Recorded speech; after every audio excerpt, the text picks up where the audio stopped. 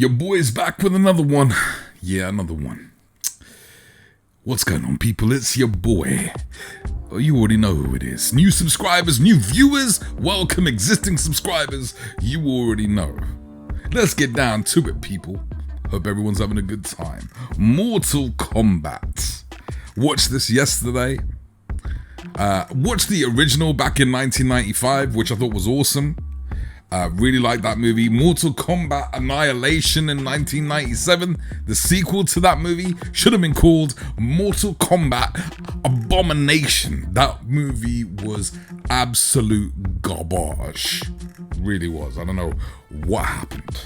But yeah, not a fan of that. So, I'll be honest, as soon as they were announcing this, I was kind of indifferent to it. I thought, you know, HBO Max doing their thing, let's see what happens. Didn't have my hopes too high. Watched the trailer, did like the trailer, but I wasn't really, you know, I was looking forward to seeing it, but it wasn't really, you know, it wasn't really blowing me away, because although I love the games and I've watched the previous movies, you know, I kind of get a little trepidatious because, you know, video games to movies doesn't usually work. So I was, yeah, I was just waiting to see what would happen. But did watch it yesterday. I'm not going to give any spoilers away, people, because I know there's a lot of people watching it tonight or maybe tomorrow or whatever. But I will give you my thoughts. Now, although I'm a Mortal Kombat fan, I don't really know the story per se. I know there's a really good story between Scorpio and Sub-Zero, and I can't really tell you whether this movie is accurate to the original story, but I'm just a more casual point of view. Now, before I get started on the movie itself, my thoughts on the movie, I'm going to talk to you a little bit about the actual 4K-age, the 4K transfer of this, and the sound. So let's start with the Dolby Atmos. I love the Atmos on this mix. You hear every bone crunch around you, surrounding you. The dialogue is great at the front. When that Mortal Kombat theme kicks in, you feel, you know, you want to rave, baby. You want to. It's crazy. You tell your girl to sit on the woofer, you know what's going to happen. She's going to love it. Like, whenever someone's getting hit and someone's getting hit with a fatality, the Kuche could also get a fatality. The Butte could get a brutality. It's crazy. And if the Butte gets a brutality, she may walk your way and you may end up with the babality. Baby. A1 Atmos from the offset. And I did find that it was very bassy, more bassy than usual, and I'm a bass head, so I loved it. I loved the room trembling. You know, Sub-Zero's got this cool thing, like before he turns up, you see these particles of ice everywhere. Crazy. Then you hear the bass, and when you hear the bass, it shakes the place. Panty dropping Atmos 100%. Now, as far as the 4K transfer goes, I liked it.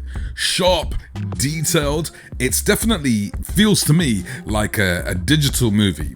But they added grain in. But the grain is inconsistent because you see some grainy shots and you see some very clean shots. It's like indoor shots have grain to them, but close-up shots look very detailed and very sharp. Wide panning shots have grain to them once again, but the grain is very subtle. It's nothing which is overpowering at all. So grain haters, you're gonna be fine. Overall, great detail, great textures to the clothing. Sub-Zero looks awesome. Sonya Blade looks A1, baby. Armor and embroidery, everything is very prominent here. Kung Lao's hat looks every bit as dangerous in 4K as it actually is in the movie. Melina looks great. I once had a nightmare about Melina.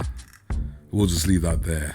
And Goro also looks menacing. The visual effects for the most part look great. There are going to be some scenes where it looks a bit suspect, but overall, a very decent transfer.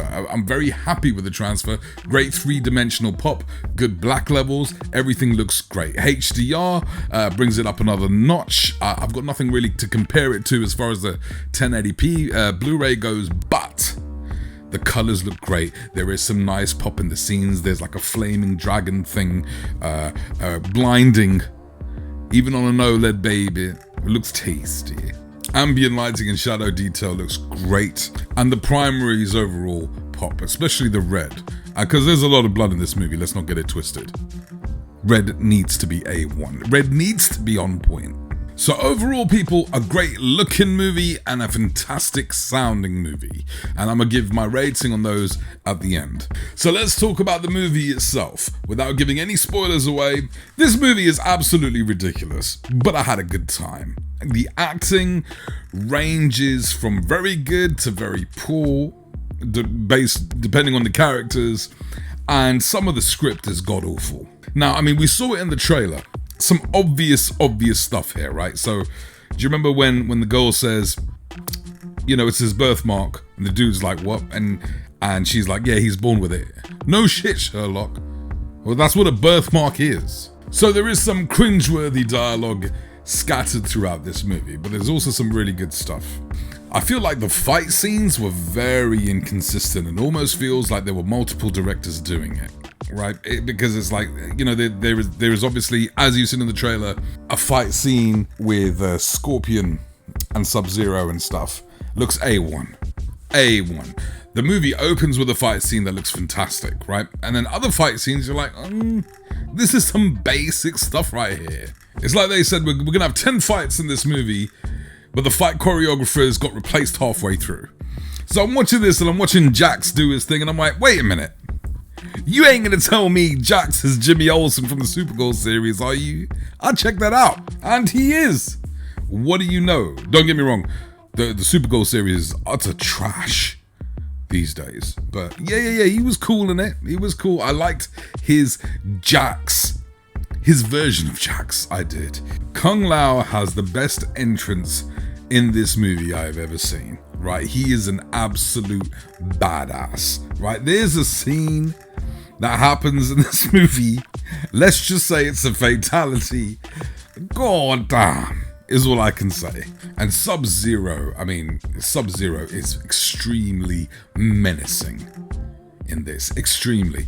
He almost gave me, although not the same, and he's obviously not the T-1000. But do you remember in T2, whenever the T-1000 would turn up, you'd hear his theme, that mechanical kind of synthy theme whenever he'd turn up. And I kind of got the similar kind of vibes with Sub-Zero, because whenever he turned up, you'll see ice. You'll just see ice just start to appear everywhere. And you're like, oh man, it's going to hit the fan right now. It's going to get serious. So he's definitely menacing and definitely one of the better characters. But no one beats Kano, okay? Kano is the scene stealer. In every scene he's in, just like you saw him in the trailers, he is the guy. It's like, I had a lot of fun. He's easily the best character in this. The best. As far as Cole goes, I think Cole is an absolute waste of time because I think they tried to make this movie more convoluted than it needed to be. Because Cole really was unnecessary. He was just he was just a means to an end for a certain character. And it was just unnecessary. Now, it's no secret that Johnny Cage is not in this. It's no secret, everyone should know by now. And I felt that the movie was missing him. I felt that it needed another kind of wisecracking guy, it could have done with it. One more character, I think, would have helped, would have just made it a better movie. But what can you do? They've absolutely left this open for sequels, and really, this Mortal Kombat movie is the fight before the fight. You know, it's actually plays like a precursor to Mortal Kombat. And I didn't really have a problem with that. I know there's a lot of reviews out there where they didn't like that aspect of that, but it gave you what you wanted. I mean, there's a ton of fatalities in this. There is some vicious stuff. And, you know, as far as the R rating goes, yeah, it's every bit of that R rating. There is no way you could slice this and dice this into a PG-13. Characters get killed in this movie, and I don't know how it is with the actual story of Mortal Kombat. Do they come back? I don't know, but there are a couple of characters specifically that I felt probably weren't given their just due. I would have liked to see, I hope they come back. Let's just put it that way. I think a couple of them have a lot more to offer, and they are important to the overall story, I guess. Now, I'm going to rank this against the original Mortal Kombat back in 1995, and I did really enjoy that. And I think I preferred the story of the 1995 version better because it was simple and it was pretty much straightforward. In my opinion, the 1995 Liu Kang and Raiden were better than the current movies. I also liked, overall, throughout the movie, the fight scenes better in the 95 version. However, I prefer the innovation in the fight scenes of this movie, the brutality, the fatalities. And if you play the game, then you're going to know exactly what I'm talking about. It's just more cinematic here, for sure. If a Mortal Kombat Part 2 comes out, I'm going to watch it because as cheesy as some of the dialogue was, I did have a good time, and I'll definitely tune into the second one. If the visual effects and the craziness is anything like this one, it's probably going to be even more so. I'm definitely in. So it's definitely a good time if you leave your brain at the door. So overall, look, in terms of the movie itself, although it's bad, it's good. 7.5 or an 8. The visuals, I'm going to give also an 8, and the audio, the Dolby Atmos, I'm probably going to give a 9 because it was that good, people. So, you know, if it comes out on 4K Blu-ray, I'm picking it up 100%. Guys, what do you think of the movie? How do you feel it compares with the original Mortal Kombat of 1995? Because we're not going to count Annihilation, okay? We're just going to count the 95 version. What do you guys think? Let me know. Subscribe if you haven't already also. 4K Rockstar. You already know.